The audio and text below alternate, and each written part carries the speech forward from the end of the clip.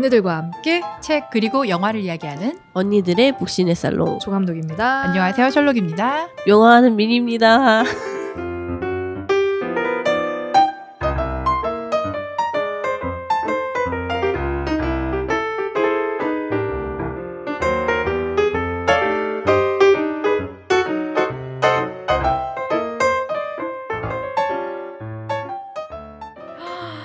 와, 지난주에 9월이었잖아요. 저희 네. 방송 네. 나가는 날이 9월 1일이었고 이번 주 벌써 9월 8일입니다. 9월이 올 거라는 생각을 시간 너무 빨리 가요. 와, 여름 시작할 때 너무너무 덥고 또 올여름 유독 비도 많이 내리고 힘들었잖아요. 그래서 여름이 영영 가지 않을 것 같았는데 9월이 왔어요. 야, 언니들 9월에 가을에 되게 계획들 많이 세우고 있지 않아요? 계획 세우고 있죠. 근데 가을엔 자고로 살이찜으로 먹을 걸 조심해야 되고 저는 여행 계획이 있어서 사실은 지금 홍콩이지요. 방송 나가는 날 홍콩에 계시겠네요. 홍콩이지요.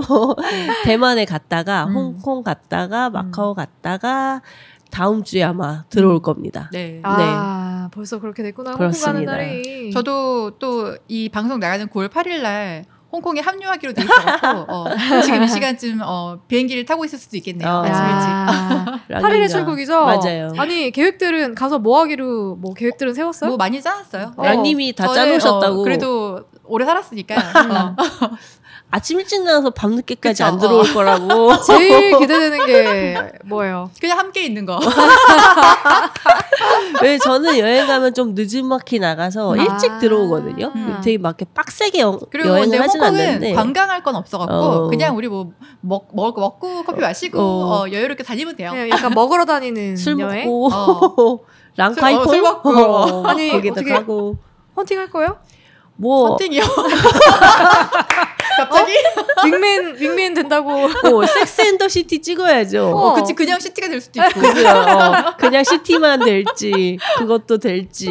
서맨 시티를 지금 그쵸. 기대하고 있는데. 근데 네. 이게 그게 있어요. 이게 우리 같은 이제 술꾼들은 주당들은 술이 있으면 술만 보여. 그치. 그게 문제야. 진짜. 술이 맛있거든. 술을 들고 오시면 뭐 막진 않겠다. 와, 언니는 홍콩 여행 너무너무 그러니까요. 부럽고 또 기대도 되고 후기가 너무너무 궁금하고. 랑님이 바쁜 와중에 주말에 참석해 주셔가지고. 그러니까 그러면은 금요일날 가서 일요일날. 금토일. 근데 어차피 홍콩은 당일로도 왔다 갔을 수 있게 좀 가까워서. 와, 그래도 체력이 이게 보통 체력이 아니면 힘들어. 에이. ENTP. 대전 부산보다 가까워요. 그 정도예요? 저 대전 지금 오바다. 엄청 기대하고 있는 게 저 이제 가을 되면은 푸바오를 만나러 가려고. 드디어. 네, 왜냐면 여름에는 힘들고 잘 안 나오니까 가을이 돼야 좀 선선해져야 푸바오도 만날 수 있고 푸바오 동생 바오들도 만날 수가 있는데 근데 언제 모르겠어요. 아직도 9월 초중순까지는 사실 추석까지는 조금 애매하게 덥지 않을까 싶어가지고 10월은 돼야겠네. 10월은 되어야 갈 수 있지 않을까? 근데 평일에도 사람이 너무 많대요. 맞아. 판다월드에.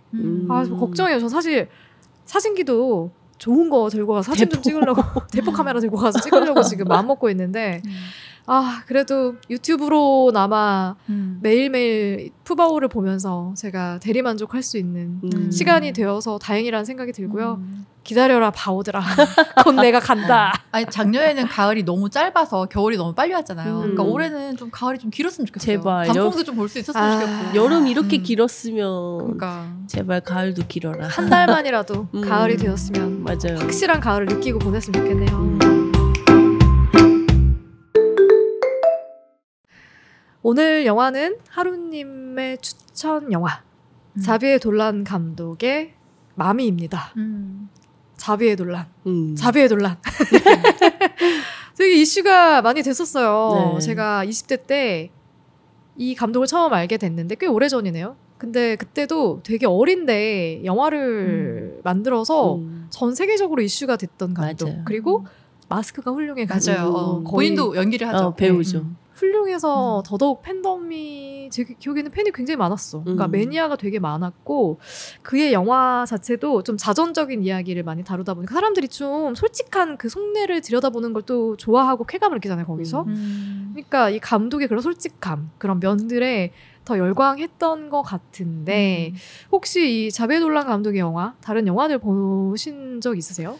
저는 이게 처음이에요. 저는 하트비트랑 로렌스 애니웨이 뭐 이 정도 본 것 같은데 그렇게 막 제 취향은 아니었어요. 근데 마미가 그나마 가장 이 감독 영화 중에는 제가 제일 좋아하는 영화고. 제가 운이 좋네요. 근데 이제 다른 영화들도 볼만은 한 게 영상미가 굉장히 좋아요. 그래서 저는 레퍼런스로 많이 영화들을 찾아보기는 해요. 아직도. 그러니까요. 이 자비에돌란 감독이 89년생이거든요. 동생이에요. 오빠네. 91년생쯤 되나 보지? 샬롱님. 근데 이 맘이란 영화가 2014년에 나왔으니까 엄청 어릴 때 만든 거예요, 영화를. 부럽기도 했어요.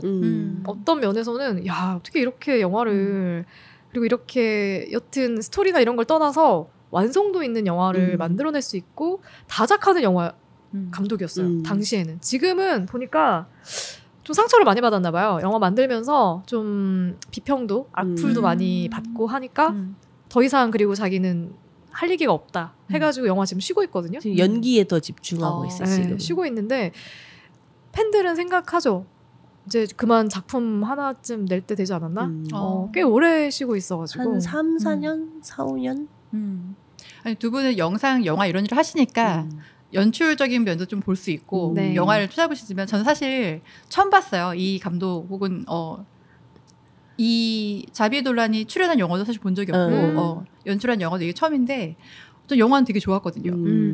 영화 좋았죠. 영화 좋았어요.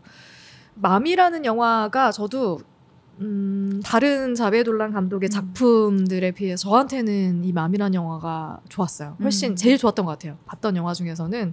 그래서 이 영화에 대해서는 좋은 얘기를 좀 많이 할 수 있을 것 같고 그리고 할 얘기가 굉장히 많은 영화다. 그런 말씀을 먼저 드리고 싶은데 맘이 힘들진 않았어요? 뭐 어렵진 않았어요? 보시는데? 전혀 어렵진 않았는데 사실 이제 엄마라는 이름의 제목을 가진 영화나 작품 이런 게 다 재밌고 웃긴 건 한 개도 없더라고요. 그래서 어느 정도 각오를 하고 봐서 그런지 되게 무겁진 않았고 우린 또 케빈에 대하여도 한번 겪어봤잖아요. 케빈. 그 정도면 껌이었는데 확실히 영화를 보면서 이 엄마의 삶도 너무 고달프고 아들의 삶도 너무 안타깝고 근데 사실 초반에 아들 스티브가 너무 사실 주먹을 부른 캐릭터로 나오잖아요. 그래서 저 엄마가 저 아들과 평생 함께 가야 되는 건가라는 생각만으로도 좀 가슴이 답답해서 와 진짜 영화 보다가 처음으로 술을 마셨거든요. 엄마의 감정에 많이 이입이 많이 됐던 입겠어요. 거죠. 그리고 배우들이 연기들을 너무 다 잘해서 진짜 보니까 여배우들은 다 유명한 배우들이더라고요. 연기파로. 와 그런데 그러니까 정도의 차이는 있겠지만 자식을 가진 엄마들은 어떤 저런 고달픔을 항상 느끼겠지라는 생각을 하면서 너무 안타깝다. 하지만 또 한편 다행이다. 나는 그걸 안 겪으니까 생각이 들면서도 또 그들이 함께하고 살아가는 모습을 보는 건 또 너무 따뜻하게 느껴져서 좀 저한테는 단짠의 맛이 있는 영화였던 것 같아요. 맞아요.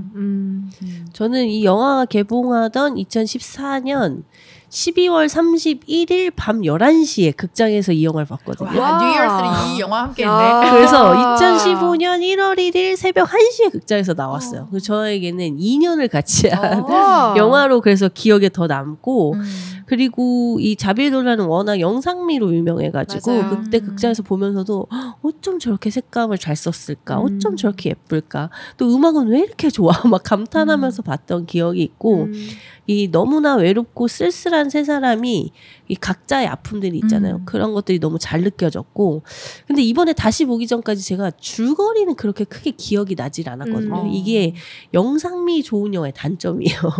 그게 너무 각인이 돼서 줄거리가 잘 기억이 안 났는데 근데 지금 다시 봤을 때는 스토리나 그 각 인물들의 캐릭터도 너무 설정이 잘 되고 좋은 영화구나라고 생각이 다시 들었어요.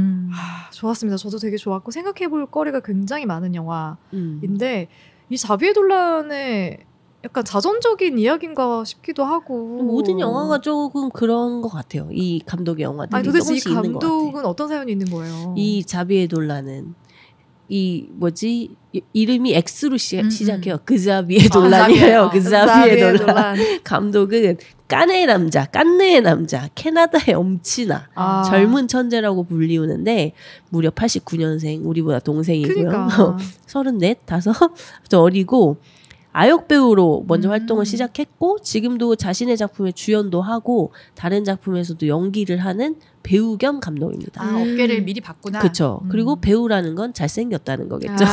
아주 잘생겼어요. 그리고 2009년에 20살의 나이에 자기 이제 반자서전 같은 이야기를 연출한 I Kill My Mother라는 작품이 칸네에 처음 초청되고 거기서 3관왕을 하면서 20살의 나이에 처음으로 주목을 받게 되고 그 후에 만든 하트비트, 로렌스 애니웨이 같은 작품들도 다 한 작품도 빼놓지 않고 칸네에 초청이 돼서 오평을 받았고 그래서 칸느의 남자, 칸느의 아들이라고 하죠. 그 2014년에 25살에 이 영화 마미로 다시 한번 칸느 심사위원상을 받고 2016년에 만든 단지 세상의 끝이라는 영화로 또 칸느 그랑프리를 받으면서 칸느의 아들로 등극을 하게 됩니다. 칸느의 아들 맞네. 그래서 약간 논란도 있었어요. 이게 너무 그냥 몰아주는 거 아니냐. 그냥 너무 얘만 사랑하는 거 아니냐. 근데 칸느는 매해 심사위원장이 바뀌거든요. 그래서 그런 뭐 비리가 사실은 있기 힘든데 그냥 이게 그런 프랑스 쪽 사람들이랑 잘 맞나 봐요. 이 감독의 영화가. 근데 저는 이 마미가 그의 영화 중에서 제일 좋았고 또 그 이후에는 아델의 헬로나 이지온미 같은 뮤직비디오 연출도 하고 이제 2019년 네 연출한 그 마티아스와 막심이란 영화 이후로는 지금은 연기 활동에 주력을 하고 계십니다. 마지막 두 영화가 좀 평이 너무 안 좋아가지고 그 단지 세상의 끝도 초호화 캐스팅으로 엄청 이슈가 됐었는데 영화 혹평을 받았더라고요. 작품성이 있는 건 아니지 않냐 했는데 그게 또 칸네에서 큰 상을 받으면서 이슈가 많이 됐었죠. 어떻게 보면 상복이 좀 터진 감독이 아닌가. 그렇죠. 칸느의 아들. 근데 아시잖아요. 사실 그 영화제 수상작들이 좀 대중성이 약간 살짝은 좀 떨어진다라는 느낌을 많이 받는 경우가 있는데 그래서 관객몰이에 성공하거나 이런 작품들은 거의 없어요. 근데 사람들은 많이 기억하고 그의 이름도 많이 알려져 있죠. 그런 감독이에요. 자비에 놀란 감독은 뭔가 약간 판타지 속에 이렇게 있는 그런 스타, 느낌도 아이돌 뭐 아이돌 같은 느낌 맞아. 불리죠. 영화계 아이돌 같은 맞아요. 느낌도 있는 것 같고 미니님도 그렇고 저도 그렇고 가장 좋았던 영화가 이 마미였는데 마미의 줄거리 소개를 간단하게 좀 드리면 영화의 첫 장면에 이런 자막이 나와요. 2015년 가상의 캐나다에서 총선을 통해 새 정부가 집권한다. 2달 후 캐나다 내각은 S18 법안을 도입하여 캐나다 보건 정책의 수정을 가하고자 한다. 큰 논란이 된 S14 법안에는 행동 문제가 있는 자녀의 부모가 경제, 신체, 심리적 위험에 처할 경우 법적 절차를 밟지 않고도 자녀를 공공병원에 위탁할 수 있다고 명시돼 있다. 디안 다이 데프레의 운명은 그 사안과 밀접하게 연관돼 있다. 디안이 엄마죠? 맞습니다. 저는 이 자막을 보고 영화가 엄청 우울한가 보다. 진짜 이 생각이 제일 먼저 들어서 걱정이 됐어요. 좀 우울한. 나는 그 편지를 봤는데 그게 뭘까? 전혀 예측하지 못했어. 근데 이게 그러니까 여기서 이 영화에서 던진 주제가 이런 거예요. 그러니까 어떤 법적인 절차, 복잡한 절차 없이 부모가 원하면 행동에 문제가 있는 자녀를 공공의료기관에 그냥 보낼 수 있는 거예요. 쉽게 보낼 수 있는. 그래서 과연 이 디안이 어떤 선택을 하게 될까를 계속 보게 되는 그런 시작 장면부터 알려준 힌트라고 보시면 될 것 같아요. 그래서 좀 불안불안하죠. 과연 어떻게 될까 이렇게. 근데 긴장감이 좀 있어요. 전반적으로 영화 자체가. 영화가 디안 다이. 여기서 어떻게 디안인데 다이라는 의미를 좀 더 많이 쓰는 것 같아. 디안 다이. 사인이 DIE죠. 디안 다이 데프레라는 여성이 나오는데 그 여성은 나이가 정확하게 보여주진 않지만 뭐 한 40대 초반 정도 되어 보이지 않나 싶고요. 아들이 있습니다. 예, 10대 청소년이죠. 네, 아들이 있고 아들을 공공의료기관에서 이렇게 데리고 나오는 것부터 영화가 시작을 해요. 그러니까 뭔가 정서적으로 문제가 있어서 그래서 병원에 있구나. 근데 또 다른 문제를 그 안에서 일으켜가지고 병원에 화재를 그 편의점에 불을 낸 거예요. 그래서 더 이상 우리는 당신의 아들을 감당할 수 없으니 데려가라 해서 데리고 나와서 두 사람이 같이 살게 되는 이야기로 영화가 시작이 되는 거예요. 근데 시작부터 너무 이 통제가 안 되는 거야. 그러니까 ADHD인데 되게 경증이 아니라 좀 중증인 것 같아요. 그래서 감정 통제가 안 되고 다혈질이고 그리고 불안해 계속 얘가 어떤 사고를 칠까봐. 근데 그 사고가 혹시라도 사람으로 향할까봐, 사람으로 이어질까봐 걱정되게 만든 장면이 너무 많이 나오는데 너무너무 다행히도 그 정도는 아니에요. 그냥 뭔가 사고를 치지만 그게 뭐 어떤 사람을 해하거나 뭐 해치는 그런 사고는 아니고 그냥 통제가 안 되는 성향, 다혈질의 성향을 가지고 있는. 그리고 그걸 가만 들여다보면 엄마에게 사랑을 되게 받고 싶은 욕구, 애정결핍이 되게 큰 아이인 거예요. 그리고 오로지 자기가 기대고 의지할 수 있는 대상은 엄마밖에 없기 때문에 애증의 관계인 거예요. 엄마를 너무너무 사랑하지만 엄마가 나에게 조금이라도 소홀하거나 나의 핀티에 나가는 행동을 하면 미쳐버리는, 이게 뭔가 경계선 인격장애가 계속 보여져요.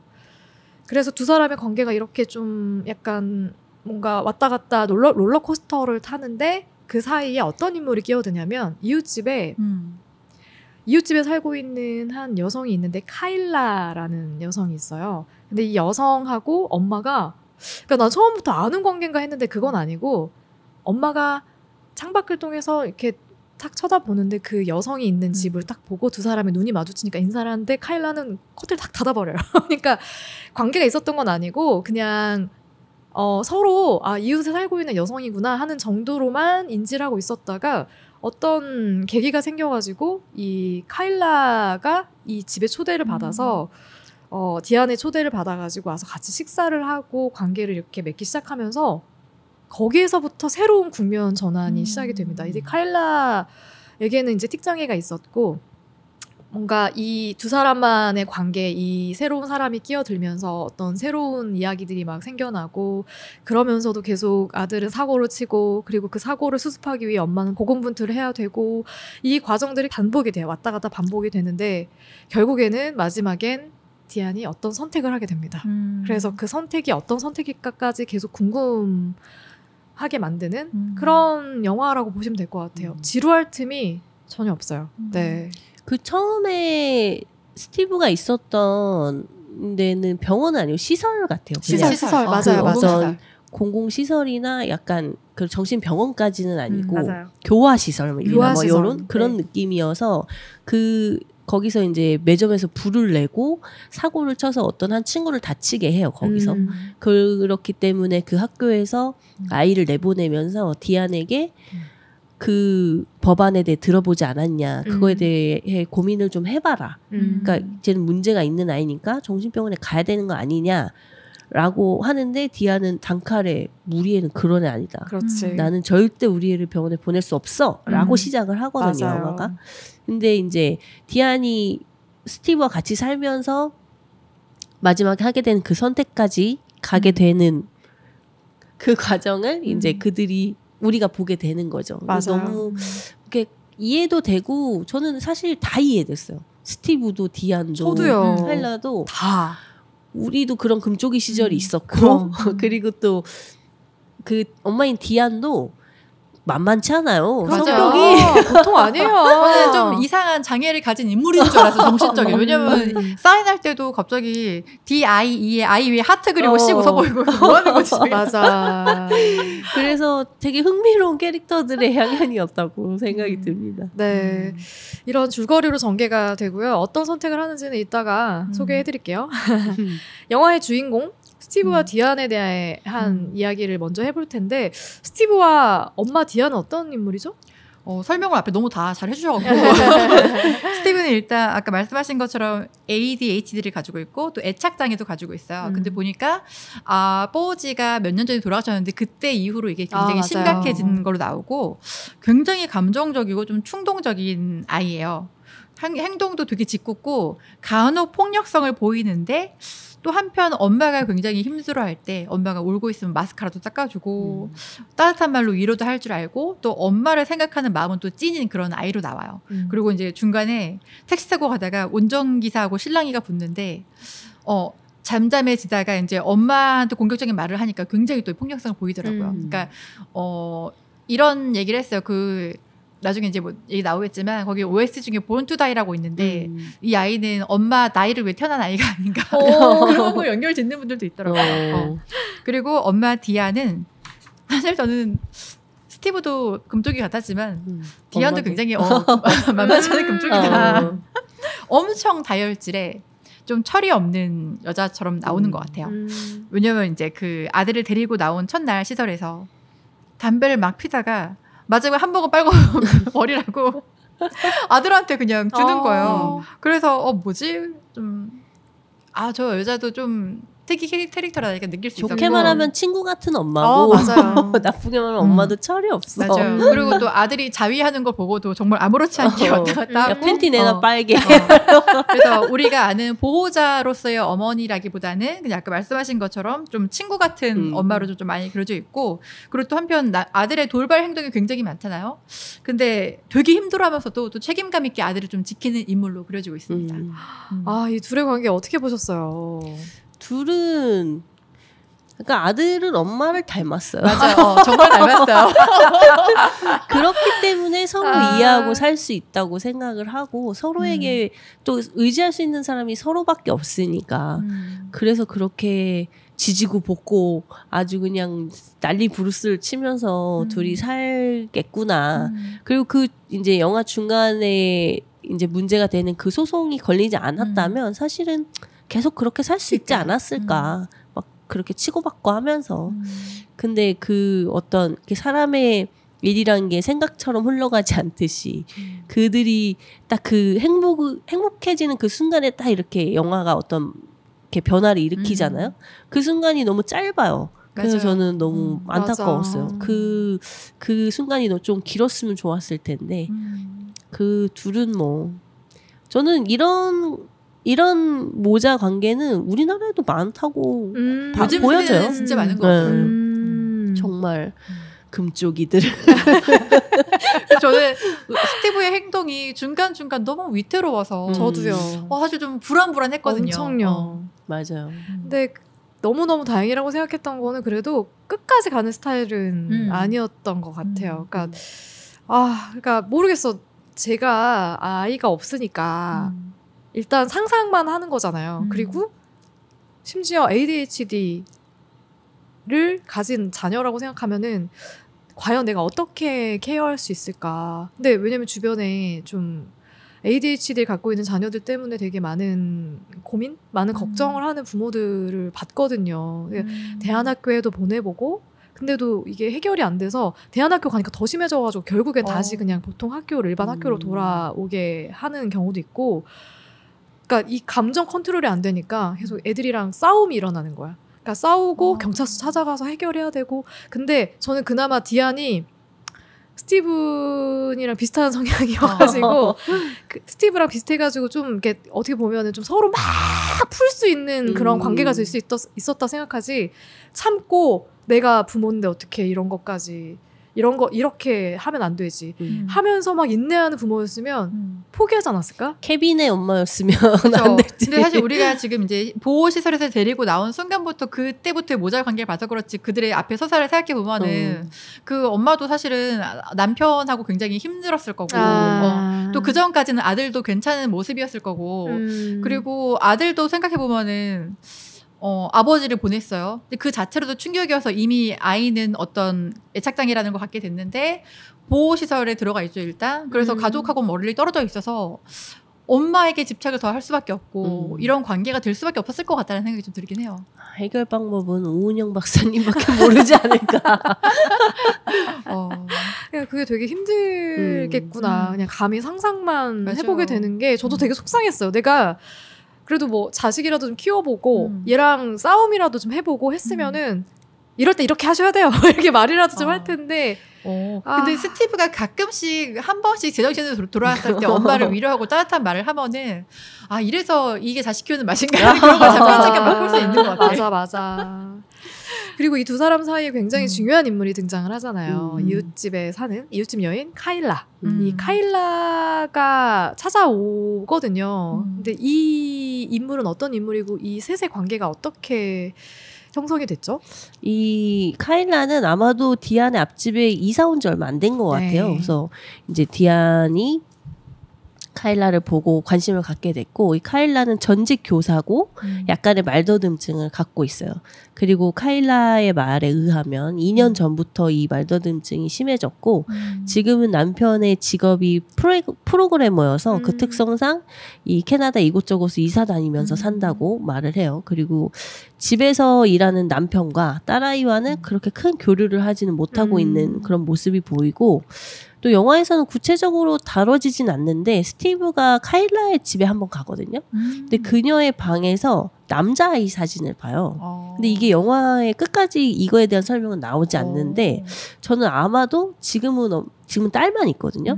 아마도 지금은 없는 그 아들이 2년 전에 먼저 가고 그리고서는 그 말더듬증을 갖게 된 게 아닌가라는 그냥 상상을 저는 혼자 해봤고 근데 이게 끝까지 나오진 않더라고요. 맞아요. 근데 그 사진을 보면서 그런 약간 미스테리 랄까 그런 궁금증을 남기고 이 감독이 끝낸 게 아닌가 생각이 들고, 그렇기 때문에 저는 카일라가 스티브를 보면서 자신에겐 이미 이제는 없는 아들의 모습을 투영했을 수도 있고 디안에게는 자신의 모습을 투영해서 봤을 수도 있고 그래서 사실 3이라는 숫자가 모이면 사실 좋기가 힘들거든요. 맞아요. 근데 카일라가 이 가족에 들어오면서 이 3이라는 숫자가 굉장히 이렇게 조화롭고 융화되는 숫자가 되어서 이 가족에게 없던 어떤 안정성 그리고 뭔가 이 가족에 필요했던 그런 단단함을 카일라가 주게 됐던 것 같아요. 그래서 이 가족이 처음으로 좀 안정적인 생활을 하게 되는 약간의 그 시간이 생기죠. 카일라 덕분에. 네. 스티브도 홈스쿨링으로 집에서 카일라에게 이렇게 공부를 배우고 이제 카일라를 믿고 디아는 일을 하러 나가고 뭐 이런 좀 진짜 평범한 가정에서 이루어질 법한 일들이 아주 잠깐 카일라로 인해 이 가족에게 그런 시간이 생기게 됩니다. 아, 카일라라는 인물 설정을 너무 잘했어. 정말 너무너무 잘했고 이게 여튼 뭔가 하나씩은 남과 다른 면들, 결핍이 있는 새 인물이 모여가지고 같이 어울리는 모습들이 너무너무 따뜻했거든요, 저는. 카일라한테는 어떤 사연이 있을까 그걸 모르고 있다가 왜 디안이 이렇게 시선을 주면 피하고 그리고 같이 교류하지 않지? 이런 생각을 하다가 처음으로 자기소개를 하게 될 때 말을 더듬는 모습을 보는데 정말인 것 같은 느낌이잖아요. 연기가 아니라 진짜 너무너무 말이 하고 싶은데 말이 안 나와서 어쩔 줄 모르겠는 그런 더듬는 모습들 있잖아요. 연기 진짜 잘했죠. 너무 잘했어요. 와, 저는 이 배우한테 좀 빠졌어요. 와, 어떻게 이렇게 표현할 수 있지? 이 캐릭터를? 그래서 자꾸 들여다보게 되는 이 사람이 어떤 모습일까? 어떤 생각 갖고 있는 인물이고 어떤 사연이 있을까? 앞으로 어떻게 변할까? 이런 것들 보게 되는. 그래서 이 세 사람의 관계가 형성이 되고 연대해 나가는 모습들이 너무너무 좋았거든요. 그 모습에서 좀 기억에 남았던 장면들을 좀 같이 나눠볼까요? 저는 스티브 이 얘기를 하게 되면 스포가 되는데 그 마지막에 스티브가 그곳에 가기 전에 세 사람이 마지막으로 바닷가에 가서 이제 노는 장면이 있는데 이 영화가 바닷가로 향하는 길에서 영화상 두 번째로 화면비가 이렇게 넓어져요. 네. 그러면서 디안의 상상 장면이 나오는데 이제 만약에 스티브가 이제 소송이 걸리지 않고 자살 시도를 하지 않았고 그래서 카일라의 홈스쿨링이 이제 제대로 돼서 그 모두가 원하는 대로 스티브가 줄리어드 대학에 붙어서 결혼해서 아이도 낳고 이랬다면 어땠을까 상상하는 장면이 나오는데 이 장면에서 흐르는 OST가 또 어마어마하거든요. 진짜. 루도비코 에이나우디의 익스피리언스라는 그 음악이 나오는데 너무 좋았어요. 이 음악이 이 자비에 놀란 감독이 음악도 진짜 잘 쓰거든요. 영화에. 그 정말 영상 위에 척 갖다 들러붙는 음악을 너무나 잘 선택을 해서 넣는데 이 장면은 어마어마해요. 처음 이 화면비가 바뀔 때 나왔던 오아시스의 원더월도 정말 미장센이랑 너무 딱 떨어지는 좋은 선곡이었는데 진짜 화면도 좋고 음악도 너무 잘 썼고 또 이 좋았던 바닷가 여행을 마지막으로 스티브는 다시 이제 원치 않는 곳으로 가게 되고 카일라도 충격을 받고 또 이 세 사람은 각자 다시 각자의 삶을 살게 되죠. 전 이 장면이 제일 인상적이고 제일 뭐랄까 기억에 남는 그 엄마의 회상 장면은 좀 너무 눈물 났어요. 저도요. 저도 사실 그 장면으로 해놓긴 했는데 아니 그 장면이 제일 슬픈 장면이었어요. 결국은 뭐 이럴 수도 있겠지만 이럴 수 없는 장면이니까 나왔는데 거기서 너무 정상적으로 성장을 해서 또 되게 잘 커요. 잘생기게 잘 커. 중간에 사람이 바뀌잖아요. 그리고 그 안에 있는 그 기억 속에 그 상상 속에 엄마도 너무 행복해 보여. 그래서 지금 현실과 너무 다른 거예요. 그래갖고 더 약간 짠한 장면이었고 또 하나 이제 그 셋이서 유대감을 갖기 형성하면서 그래도 여전히 스티브는 굉장히 불안불안하잖아요. 그러다가 이제 스티브가 에이 다 생각하지 말고 우리 춤이나 쉬어 그러면서 노래를 트는데 셀린 디옹 노래가 나와요. 캐나다의 자랑이다 그러면서 그래서 같이 막 춤을 추는데 사실 그 전에 막 스티브가 이제 가르쳐주러 온 그 카일라 가슴 만지고 둘이 막 진짜 막 소리 지르고 싸우다가 갑자기 이제는 또 이런 분위기로 쭉 가겠구나 영화가. 어떡하지 하다가 그 장면에서 셋이 춤추는데 내가 생각한 장르로는 안 가겠다. 그런데 한편 또 그 장면이 너무 짠한 거야. 왜냐면은 행복하지 않은 일상이 펼쳐질 걸 예상할 수 있으니까 그래 그것이 마지막 행복인 것이다. 그러면서 이 찰나의 행복 언제 끝날까. 그러니까. 이런 조마조마한 마음으로 보게 된단 말이에요. 저는 카일라하고 스티브의 관계가 되게 좋았는데 저는 스티브가 좀 무서웠거든요. 시작부터 얘가 무슨 큰 사고를 치거나 혹시 엄마나 카일라를 해치면 어떡하지? 막 이런 생각까지 하면서 봤기 때문에. 근데 이 스티브의 캐릭터를 확실하게 설명해주는 장면이 하나 있어요. 그러니까 카일라의 심기를 계속 불편하게 건드린 거죠. 불편하게 만들고 계속 트리거를 당기는 행동을 하니까 카일라가 빡이 쳐서 원래 이렇게까지 분노하지 않는 여자인 것 같은데 미친 거야. 그래가지고 와 하면서 진짜 얘를 막 넘어뜨려가지고 진짜 위협을 하거든요. 정말 당장 죽일 듯이 그렇게 위협을 하고 진짜 대놓고 폭언을 해요. 폭언을 퍼부어요. 그런데 스티브가 한마디도 못하는 거야. 쫄아가지고 그냥 막 계속 약간 얼어가지고 막 무서워서 덜덜덜 떨고 있는데 딱 봤더니 애가 오줌을 지렸어. 그러니까 이 애가 그냥 보기에는 몸만 컸지 아직은 그래, 너무 아이인 거야. 아이인 거고 그냥 겉모습으로만 막 위협을 가하고 뭐 폭언을 하고 하지 사실은 속은 너무너무 겁이 많은 아이인 거야. 보호자가 필요한 아이인 거야. 카일라가 처음으로 그걸 깨닫거든요. 맞다 얘 아이구나. 그런 걸 깨닫고 그 다음에는 정말 갑자기 사람이 확 누그러져가지고 진짜 그때부터 서로를 이해하게 되는 것 같은 느낌이랄까? 카일라가 처음에 쭈뼛쭈뼛하다가 얘가 되게 여린 아이구나 라는 걸 확실하게 알고 그 다음부터는 스티브를 정말 스티브처럼 대해요. 그래서 그 장면이 저는 너무너무 크게 와닿았어요. 스티브를 또 설명해주는 굉장히 좋은 장면이었다고 생각하고. 네. 그리고 스티브가 중간에 이제 한번 카일라를 찾아가서 길에서 서서 둘이 얘기하는 장면이 나오는데 그때 스티브는 감정이 불안하지 않아요. 근데 와서 나 가르쳐줄 수 있겠냐고. 나는 열심히 해서 줄리아드를 갈 거라고. 맞아. 정말 누가 봐도 비현실적인 얘기인데 정말 진지하게 자기의 꿈이냥 얘기하는데 거기서 보니까 카일라가 계속 남편하고 딸이 빨리 밥 먹으러 들어오라고 하는데 뒤 딱 돌면서 찡긋 잉크라고 들어가는데 뭔가 되게 가슴이 뭉클했어 되게. 맞아. 이제 이 둘만의 뭔가 유대감이 형성이 됐구나라는 그런 느낌이 드는 장면이었어요. 그리고 저는 나중에 그 엄마의 그 회상 일어날 수 없는 그 일의 회상을 보면서 근데 스티브가 뭘로 줄리아드에 간 거지? 뜬금없이 그 생각이 들죠. 음악인가 미술인가 아무것도 재능을 보이지 않았는데 뭘까? 갑자기 그런 생각이 들었어. 너무 웃기다. 근데 그런 뭔가 뜬금없는 캐릭터 설정은 되게 좋았던 것 같고 그러니까 스티브한테 또 하나의 엄마가 생긴 것 같은 조금 더 정서적으로 안정된 어떤 모습을 보여주는 그런 엄마가 생긴 것 같은 느낌이 들어 좋았고 그리고 이제 스티브에게 공부를 가르쳐 주잖아요. 교사였기 때문에 카일라가 그러면서 또 열심히 따라와. 성적도 올라. 그래서 이렇게 쭉 더 행복해졌으면 좋겠다 그랬지만 사실상 영화의 시작부터 그럴 수 없을 것이라는 그쵸. 암시를 곳곳에서 심어놓고 가기 때문에 그렇게 좋은 이야기만 나오진 않습니다. 근데 저는 이 세 사람의 연대하는 장면에서 또 기억에 남았던 거는 이 영상 자체가 1:1 비율로 진행이 돼요. 영상이 보면 좌우가 블랙으로 이렇게 쫙 덮여 있거든요. 그리고 가운데에만 화면이 이렇게 보여서 처음에는 왜 이렇게 이때는 모바일로 영화를 보던 시대가 아니었는데 왜 이렇게 세로형 그런 영상으로 만들었지 하면 쭉 보는데 이유가 다 있었더라고요. 이 보니까 뭔가 세계가 완전하게 어떻게 보면 스티브가 행복을 이렇게 즐길 수 있는 느낄 수 있는 그런 세계가 됐을 때 이 화면이 싹 열려요. 그리고 다시 현실로 돌아오면 쫙 닫히더라고요. 그러니까 의도한 거구나. 근데 이것도 호불호가 좀 갈려요. 이 1대1 비율의 화면을 선택한 것 자체가 꼭 그 방법밖에 없었나?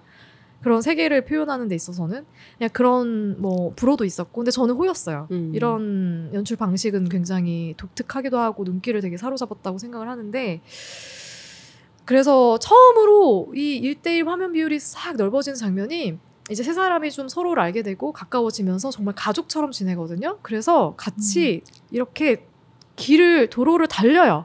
쇼핑을 하고 왔나? 뭘 했나? 네. 그때 갑자기 스티브의 시점으로 스티브가 스케이트보드를 타잖아요. 근데 그때 타고 가는데 갑자기 화면이 싹 열리면서 한쪽에 이렇게 디안과 엄마가 같이 자전거를 타고 달려오는. 손으로 이렇게 쫙 열어버리죠. 와, 저는 이 방식이 너무 좋았거든요. 이렇게 세계가 확장된다는 느낌도 갖고. 이런 도발적인 연출 방식은 어땠어요? 이게 제가 진짜 할 말이 많은데 네. 제가 그 카페누아르라는 정성일 평론가, 영화 평론가님이 연출한 영화를 한 적이 있어요. 네네네. 근데 그때 콘티 작업을 하면서 이런 비슷한 얘기를 들었었거든요.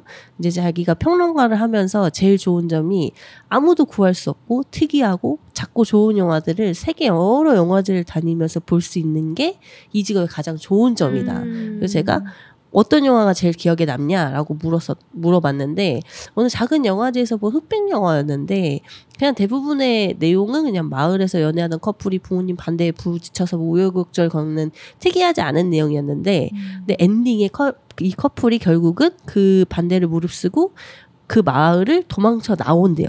그래서 그 어떤 버스가 뭔가를 타고 도망쳐 나가는데 그 순간 화면비가 넓어지면서 흑백이었던 영화가 컬러가 됐다는 거예요. 그래서 이게 2006년이었거든요. 이 얘기를 들었던 게 그래서 제가 내가 이걸 꼭 어디서 써먹어야겠다. 아주 작은 영화제에서 아주 작은 안 유명한 영화에서 이렇게 썼다고 하니까 내가 이걸 꼭 써먹어야겠다.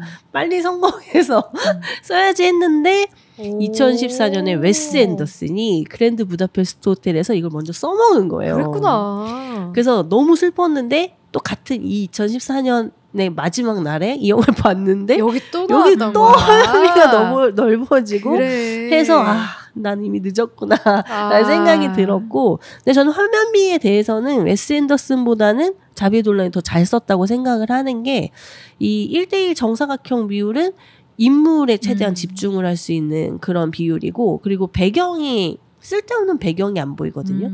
그래서 인물에 집중할 수 있고 한 인물의 바스트샷을 제일 정확히 잡을 수 있는 비율이기도 하고, 또 3명의 인물이 섰을 때 그 셋을 딱 꽉 차게 예쁘게 잡을 수 있는 비율이기도 해요. 그래서 저는 이 영화에는 정말 완전히 부합하는 비율이지 않았나 싶기도 하고, 또 이거 화면비 말고도 슬로우 모션이나 포커싱 아웃이나 뭐 포커싱 아웃된 상태에서 인물이 바뀌거나 이런 좀 상업영화에선 쉽지 않은 그런 시도들을 많이 해서 저는 이 영화는 정말 레퍼런스로도 많이 쓰고 그냥 캡처해서 가지고 있으면 그냥 사진 액자에 넣어도 될 만큼 영상미가 정말 좋은 맞아요. 그런 영화였어요. 저는 사실 영상미 신경을 한 개도 안 썼어요. 재밌어서 스토리가? 아니 왜냐면 연기를 너무 잘해서 그렇지. 감정을 따라가느라 이미 벅차서 그 영상미 지금 말씀하신 걸 아예 캐치를 못했어요.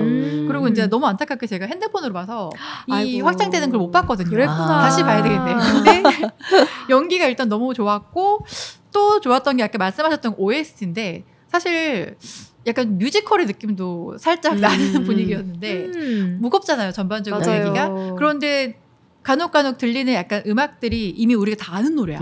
그러니까 너무 또 몰입이 잘 되고 즐거운 거예요. 사실 저는 이 기성곡을 쓰는 OST를 쓰는 나라가 일본밖에 없는 줄 알았거든요. 근데 헐리우드 사실 이게 되게 흔하진 않아서 다 OST 제작을 하는데 보니까 자비의 돌라는 다른 작품에서도 OST를 자기가 다 선정을 해서 맞아요. 음악을 쓴다고 하더라고요. 기성곡으로. 너무 잘했어 또. 그리고 제목도 다 맞아요. 기성곡으로 잘 쓸 수 없는 게 비싸요. 아 그래도 그렇구나. 기성곡을 저작권이 비싸서 주로 만들고 요로 비슷한 음악으로 만들어주세요. 이렇게 해서 만들죠. 레퍼런스로 그게 훨씬 싸거든. 그리고 이 영화가 그 OST가 나올 때 원더월 빼고는 노래가 다 한국말로 자막이 나오는데 다 뭔가 독백처럼 느껴지는 약간 그런 가사 매치가 돼서 너무 좋았어요. 그거는. 그러니까 저는 제가 뭐 다른 작품 봤을 때도 느꼈던 거지만 참 이 감독은 그러니까 영상 연출을 참 잘한다는 생각을 해요. 스토리도 스토리지만 그런 부분에서 정말 탁월한 어떤 천재성이 있는 감독이 아닐까? 색감이 미쳤어요. 이 감독이 게이거든요. 근데 이거는 뭐 게이 비하 발언이 아니라 이 게이 감독들이 색감이 그들이 이 미적인 감각은 이성애자가 따라갈 수가 없어요. 섬세함이 있어서가 아닐까요? 진짜로 그 색을 미친 듯이 잘 쓰는데 우리가 못 보는 세상의 아름다움을 보는 그러니까 그런가 봐. 그래서 그들의 상징이 레인보우인지 정말 색감을 너무 잘 써. 이거는 섬세함이 있다니까요. 이건 따라갈 수가 없는 너무 부럽다. 그런 부분에서 정말 인정할 만한 감독이다라는 생각을 했고요. 그렇게 뭔가 이렇게 이제 막 1:1 비율의 화면이 막 넓어지기도 하고 막 그러면서 뭔가 이제 희망이 오나 했는데 두둥 갑자기 디안에게 편지가 와요. 그러니까 편지? 뭐 소장이죠. 소장. 그래서 나는 어떤 남자가 똑똑하고 주고 가는데 보통 그게 그 소장 줄 때 받았는지 확인을 하고 가야 이게 효력이 있는 맞아요. 거잖아요. 그래서 디안 씨죠? 네. 했더니 저 확인하고 갑니다. 이렇게 남자가 그냥 가는 거죠. 되게 까칠하네. 그랬는데 이게 이제 그 보호시설에 있었을 때 얘가 화재를 냈던 그 장소에 있던 다른 아이가 화상을 입고 또 피해를 입었던 거예요. 그래서 그 아이의 부모가 소송을 건 거죠. 이제 피해 보상을 해라. 이만큼의 돈을 피해 보상을 해라. 근데 그 돈이 뭐 내가 어떻게 그게 또 25만 달러? 25만 벌었지. 안 그래도 먹고 살기도 지금 빠듯한데 그러니까. 집에 막 먹을 거 채워놓기도 힘든데 그것까지 내가 그러면서 한 번 또 좌절을 해요. 그리고 스티브에게 여튼 그 화살이 향하죠. 위험이 향할 수밖에 없잖아요. 그래서 둘이 그렇죠. 약간 옥신각신 하다가 스티브가 자해를 합니다. 그러니까 그것도 불안했던 거야. 디안 혹시 얘가 뭐 나쁜 일을 또 저지르지 않을까 해서 카일라에게 계속 지켜봐달라고 하는데 그 잠깐의 찰나에 마트에 갔다가 마트에서 하필이면 날카로운 그 흉기가 있는 그 코너에서 손목에 이렇게 칼을 긋고 자살을 시도를 하죠. 그 모습을 본 디안이 아마 그때 결심하지 않았을까 싶어요. 맞아요. 더 이상 내가 얘를 케어할 수 있을까? 얘가 잘못되기라도 하면 어떡하지? 내가 24시간 얘를 감시할 수 있는 것도 아니고. 그 다음 장면부터가 제 가슴이 좀 아픈데 스티브가 그토록 거부했었던 공공병원에 스티브를 보내기로 마음을 먹고 이제 보내게 됩니다. 이 선택, 이 결정은 언니들 어떻게 봤어요? 근데 그 결정을 하지 않았을 때의 디안의 삶을 상상하면 정말 너무 암울해서 디안이 정말 제 주변에 있는 인물이어도 전 똑같은 걸 감히 권유했을 것 같아요. 내 자식이 아니어도. 상상할 수 없는 암울함이고 또 어떤 희망도 가질 수 없는 상황이기도 하고 또 스티브가 자해를 했기 때문에 그게 아니면 아이를 보호할 수 없다고 생각할 수밖에 없는 상황이었던 것 같아요. 다른 게 할 수 있는 게 정말 있었어요. 엄마로서는 최선의 선택이었다. 네. 다른 결정을 할 수가 있었을까요? 왜냐하면 그 소장을 받고 디안이 바로 병원에 보내기로 한 게 아니라 그 이제 이웃집에 또 그 무슨 법정에서 일하는 변호사 남자 자기한테 추파를 계속 던지던 변호사 남자에게 어떻게든 도움을 구해서 이 상황을 타파해 보려고 해요. 그렇죠. 그래서 스티브는 좋은 아이고 이 아이가 이렇게 지금 약간 그 병이 있어서 그렇지 좋은 아이다. 그래서 같이 외식도 하고 하는데 사실 그 자리에서 스티브는 내가 엄마를 이 남자에게 뺏길 수도 있겠구나라는 또 위기감이 들었고 자기 때문에 엄마가 이렇게까지 해야 되는 상황도 싫고 그냥 아주 다 복합적으로 스트레스 요인으로 다가와서 자해를 하게 되는 거거든요. 그러면은 사실 디아는 방법이 없는 거예요. 내가 얘를 어떻게든 도와줄 방법을 찾으려고 해도 얘가 날 도와주지 않고 그렇다고 그냥 손 놓고 있자면 그냥 이건 다 같이 죽자는 거니까 일단은 얘를 보내놓고 내가 이 문제를 해결해야겠다라고 그 결정 외에 다른 결정을 할 수는 없었지 않을까 싶고 이런 디안의 마음은 이제 카일라가 이사 간다고 이 디안에게 와서 얘기를 할 때 디안이 하는 말에서 이제 그 마음을 느낄 수가 있는데 카일라가 이사를 간다고 말하면서 나는 가족은 버릴 수가 없다라고 말을 하면서 약간은 디안을 격려하는 뉘앙스의 말을 해요. 아 근데 그런 의미는 아니었다라고 말은 하지만 난 너와 달라 뭐 그런 느낌? 그런 느낌으로 말을 하니까 디안이 뭐라고 얘기하냐면 스티브를 병원에 맡긴 건 희망이 있어서다. 나는 희망에 차 있다. 왜냐하면 나는 내 소임을 다했고 그랬기 때문에 나에겐 희망이 있다. 라고 말을 해요. 그러니까 나는 최선을 다했기 때문에 사실은 뭐 후회가 없다. 이 결정에 대해. 내가 할 수 있는 건 다 해보지 않았냐. 뭐 이렇게 얘기를 하면서 저는 사실 이 영화를 다시 보면서 디안한테 많이 감동을 했어요. 사실 디안도 그렇게 좋은 모습의 어른은 아니거든요. 그녀도 분명 어렸을 적엔 금쪽이었을 거고 그 둘이 같이 있는 모습을 보면 너무 닮았고 근데 그럼에도 불구하고 디안은 사업에 실패해서 빚을 남긴 채 남편이 죽었을 때도 그걸 다 감당해냈고 ADHD로 막 난동을 부리는 아들을 어떻게 해서든 병원에 넣지 않고 시설에서 교화를 시키려고 노력도 했고 그녀로서는 진짜 자신이 아는 모든 방법을 다 동원해서 주변에 손 벌리기 싫어도 자존심 상해도 막 이렇게 손 벌리면서 막 갑을 받으면서 그렇게 최선을 다했으니까 왜냐면 아들한테는 자신 말고는 아무도 없으니까 그렇게 최선을 다했기 때문에 병원에 아들을 보내는 이 결말에서 디안을 이해할 수밖에 없지 않을까. 누구라도 이해할 수 있지 않을까. 그렇게 생각이 들어요. 그래서 그 장면이 너무 가슴이 아팠어요. 그러니까 처음엔 몰랐어요. 그냥 카일라하고 디안이 여행할 것처럼 차에 이렇게 막 짐을 실어서 스티브를 태워가지고 어디론가 가는 거. 근데 그때부터도 카일라 표정이 좋지가 않아. 그냥 계속 좋지가 않아. 그냥 그때는 막연하게 카일라가 이제 이 무리에서 떠나게 됐나 보다. 그래서 그냥 뭐 기분이 좀 그런가 보다. 그냥 그 정도로만 생각했지. 그렇게 공공병원에 보내기 위한 여행이 돼버린 그런 상황인 건 몰랐고 그래서 거기서 잠깐 화장실 들려야겠다 하고 디안이 차를 어딘가 공터에 세우고 가는데 그때부터 이미 카일라 표정이 안 좋은 거야. 그리고 갑자기 엄마랑 어떤 남자 2명이 이렇게 걸어오니까 스티브가 문 열고 막 도망치려고 막 뛰쳐나가는데 거기서 막 펑펑 우는 거야 디안이. 그러니까 그걸 보니까 내 아들을 거기 보낼 수 없겠다. 또 거기서도 갈등하거든요. 그치. 그리고 보내지 않겠어요 하는데 지금은 그 선택을 할 수 없다. 시간 뭐 24시간이 지나야 된다. 이렇게 된 거죠.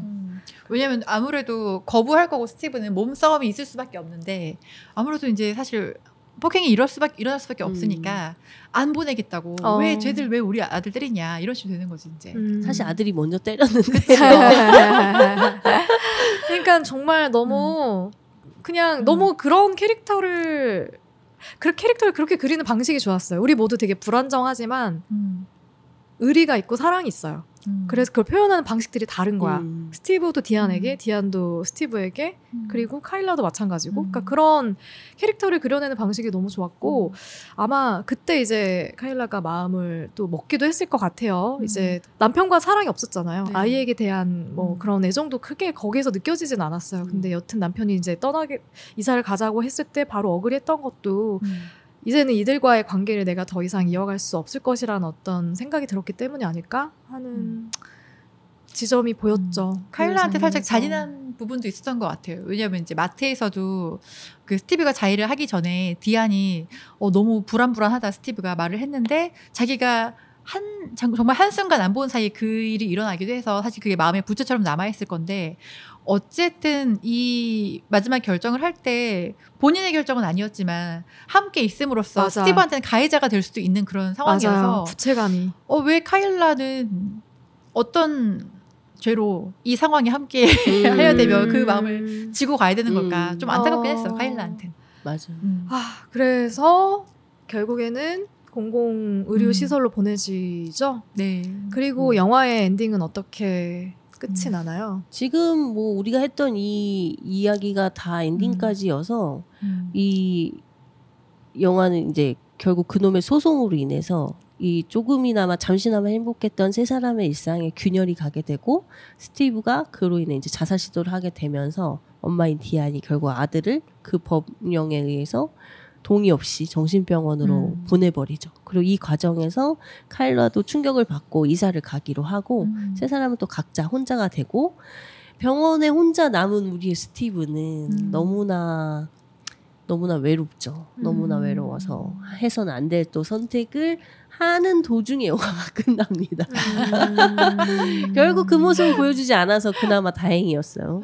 그러니까 창문 밖을 향해서 스티브가 갑자기 뛰어가요. 근데 이게 이제 병원이 보통 1층에 있진 않으니까 아마 적어도 뭐 3, 4층 이상의 높이에 있었을 건데 그 창밖으로 뛰어내리면 어떻게 될 건지 우리는 감히 상상만 해보는 거죠.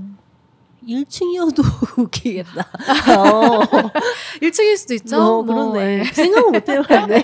몇 층인지는 모르지만 그래서 그 행위 자체가 자유를 향해 가는 것인지 아니면 맞아요. 죽음을 선택하는 것인지는 알 수 없어요. 근데 여튼 창을 향해 막 뛰어가는 모습에서 영화 끝이 나는데 이 엔딩을 통해서 감독은 어떤 이야기를 하고 싶었을까? 저는 그 전에 스티브가 엄마한테 전화를 걸잖아요. 엄마는 이제 물론 못 받지만 근데 꽁꽁 묶인 상태에서 전화기를 병원에 대줘서 이제 얘기를 하는데 엄마한테 미안하다고 이제 말을 하는 장면 그리고 너무 많은 주사를 맞았다라고 하는데 이게 우리가 또 같이 금쪽이 걱정하다 보니까 또 그게 너무 안 된 거야 진짜. 그게 너무 마음이 아팠거든요. 근데 그렇게 하고서 마지막에 그 창밖이 되게 밝아요. 밝은데 그 창을 향해 달려나가는 모습이 저는 사실 뭐 자살까지라는 생각 못했고 웃으면서 달려나가니까 어쨌든 본인의 의지로 끝까지 포기하지 않고 자유를 추구하는구나. 그래서 뭔가 나는 끝까지 살아나갈 거다, 노력할 거다라는 어떤 희망을 주고 끝나는 게 아닌가라고 해석을 좀 했어요. 오, 또 전혀 생각지 못한. 아니 이렇게 해석할 수도 있을 것 같아요. 저는 뭐 진짜 그 자유에 대한 갈망? 왜냐면 스티브도 자기 자신을 잘 이해 못했을 것 같아요. 맞아. 그 우리 사춘기 때 흔히 그러듯이 내가 진짜 왜 이러나, 왜 이렇게 화가 나고 이게 주체가 안 되고 통제가 안 될까. 자기 자신도 되게 혼란스러웠을 것 같거든요. 근데 유일한 혈육인 엄마가 나를 병원에 보내버렸으니까 버려진 것 같고 이 세상에 나 혼자인 것 같고 그래서 아주 충동적으로 지금 그 상황에서 자유로워지고 싶다라는 생각을 했을 것 같아요. 근데 그 순간 이렇게 막 잡담을 하면서 그 간호사들이 이거 뭐라 그러죠? 그 무슨 억압하는 그 복을 그걸 이렇게 벗겨주잖아요. 순간 그 순간 자유로워지고 싶다. 뭐 이 생각이 들어서 막 뛰어나가는 것 같은데 저는 감독이 스티브를 자유롭게 해주고 싶지 않았을까. 왜냐하면 뭐 현실적으로 그 병원에서 스티브가 자유로 나갈 수 있는 방법은 없는 거고. 근데 진짜 감독으로서 이 캐릭터를 좀 자유롭게 해주고 싶지 않았을까? 그리고 1층일 수도 있고 정말 뭐 가다 그 앞에서 멈출 수도 있지만 뭐 어쨌든 그 미소를 띄우며 막 그 자유를 향해 달려나가는 캐릭터의 모습에서 끝나니까 사실 그렇게 슬프게 끝난 느낌도 아니에요 이게. 저 너무 슬펐던 게 정말? 아니 이제 그 엄마는 어떻게 살아갈 거야. 카일라도 떠나고 그 엄마가 너무 걱정이 되는 거야. 걱정은 되죠. 저는 그 카일라가 이사 간다고 하고 카일라를 보냈을 때 되게 굳건한 척 하다가 그러니까. 뒤에서 막 울잖아요. 사실은 가슴 아팠어. 디안에게는 진실된 친구가 한 명도 없어요. 맞아요. 그래서 생판 남인 카일라에게 그 아들의 그 홈스쿨링을 부탁하기도 했고 뭐 교사인지도 모르고 그냥 사실은 정말 막말로 좀 만만해 보였어요. 저 사람 말고는 뭐 누구 없으니까. 그래서 좀 디안도 진짜 안타깝긴 했죠. 근데 뭐 저는 그 감독으로서 스티브를 자유롭게 풀어주는 그런 엔딩이었을 것 같아요. 다행인 건 여튼 창문이 깨지는 장면까지 나오지 않아서 제작비 아끼려고 다른 상상도 할 수 있게 됐네. 1층이었을 수도 있고. 제발 1층이었기를 저는 1층일까? 누가 봐도 잡힐 것 같지만 제발 밖으로 나가기 전에 잡혔으면 좋겠다. 이런 생각하면서 봤고 되게 좋았어요. 저는 엔딩까지 되게 좋았어요. 되게 훌륭한 엔딩이었다고 생각을 하고 달리면서 딱 끝이 나서 너무 좋았고 그리고 엄마 사랑하잖아 너. 스티브 엄마 사랑하잖아. 엄마 곁으로 다시 돌아가야지. 이런 생각하면서 영화 엔딩을 봤습니다. 와, 좋았어요. 영화 되게 좋았고 영화 마미에 대한 한 줄평 남기면서 마무리해볼까요? 저는 디안에 너무 몰입을 많이 했나 봐요. 그냥 계속 가슴에 남았어. 끝나고도 잘 살았으면 좋겠다. 왜냐면 그 디안의 상황인 엄마들도 굉장히 많을 거라는 생각이 들어서 더 마음이 안 좋았지만 저희 한 줄평은 엄마들 힘내세요. 이 영화는 영상미와 음악만으로도 볼만합니다. 또 사춘기 때 나를 보고 싶다면 혹은 그때 우리 엄마 심정을 이해하고 싶다면 한번 보세요, 언니들. 저는 이 영화가 사랑 영화라고 생각하거든요. 여기 명대사가 있어요. 그렇게 막 옥신각신하는 스티브와 디안이 계속 비춰지는데 그때 그들이 그런 얘기를 하거든요.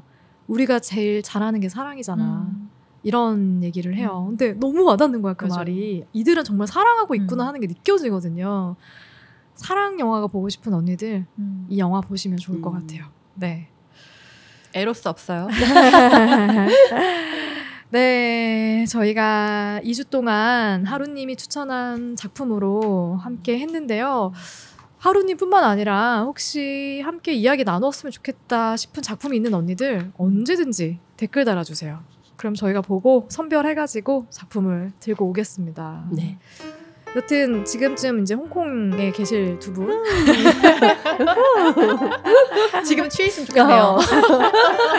취해서 이거 같이 듣고 있으면 좋겠다. 각오 한마디씩 이제 여행에서 얼마나 신나게 놀 것인지 각오 한마디씩.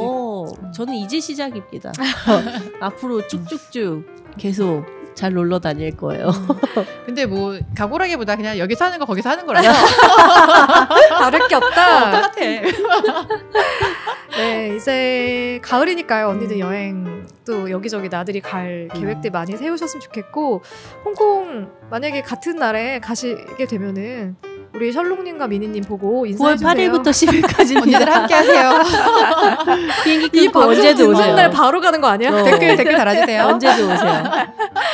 네, 저희는 다음 달에 미니님과 셜록님 그리고 저까지 이렇게 셋은 다음 달에 돌아오도록 하겠습니다. 다음 달에 만나요. 안녕.